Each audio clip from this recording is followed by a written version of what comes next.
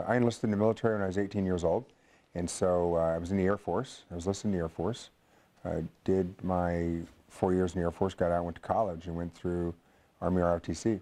And then through Army ROTC, got commissioned as a lieutenant, and did my career, and went through a career in the military not really knowing a lot or hearing a lot about resiliency training or things like that.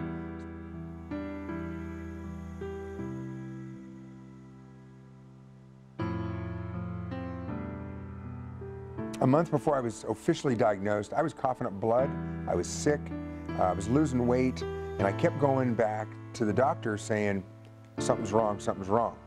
And it kind of kept pushing off the diagnosis, and then it wasn't until finally a decision was made. So I looked at my lungs, did some x-rays of other things, started searching for other things, and finally came to find out that it was, when I got scoped, that the tumor was in the base of my tongue is where it was.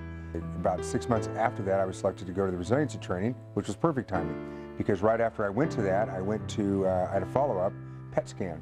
And in that scan is when they found one of the lymph nodes came up hot, which looked like the cancer had come back, and it was in one of my lymph nodes.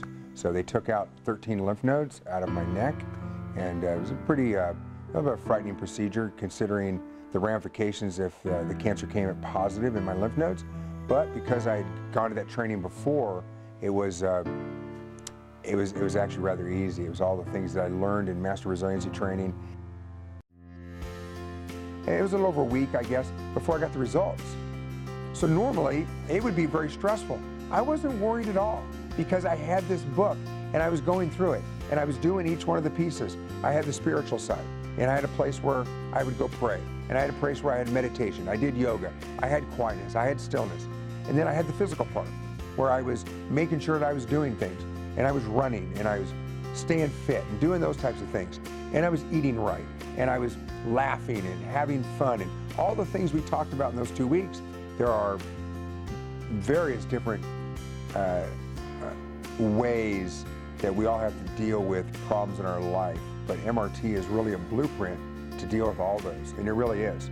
I've used MRT not just with my situation with cancer, but many other things too.